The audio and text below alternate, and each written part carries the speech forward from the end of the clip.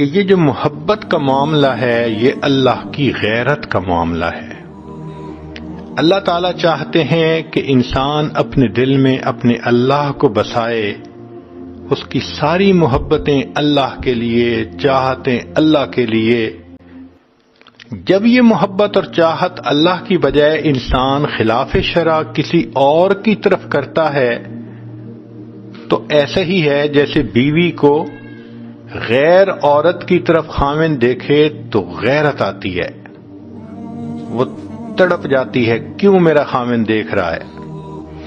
اللہ تعالیٰ بھی اس پر غیرت فرماتے ہیں، اور یہ اللہ تعالیٰ کی غیرت ہی کا معاملہ ہے کہ دوسرے کو کہنا آئی لو یو، میں تمہارے بغیر رہ نہیں سکتا، تم میری زندگی ہو، تمہارے بغیر زندگی کا تصور نہیں۔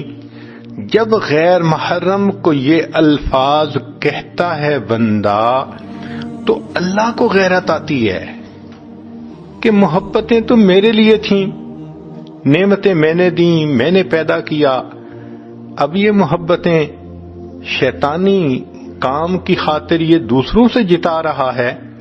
اس پر اللہ کو کئی مرتبہ ایسی غیرت آتی ہے، اللہ تعالیٰ اس بندے سے ایمان کو سلب کر لیتے ہیں۔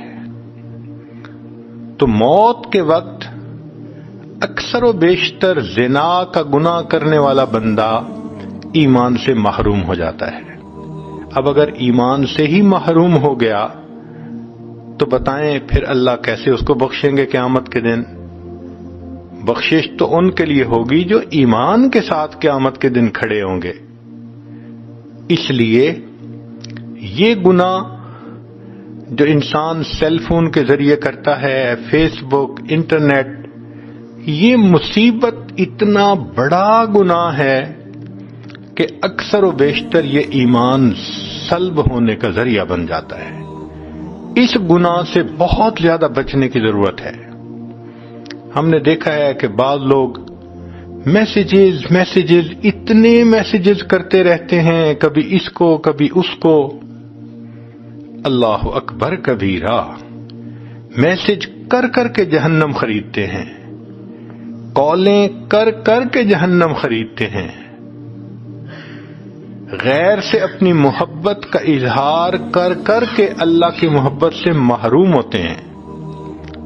اس لیے اس گناہ سے سچی توبہ کرنی ضروری ہے۔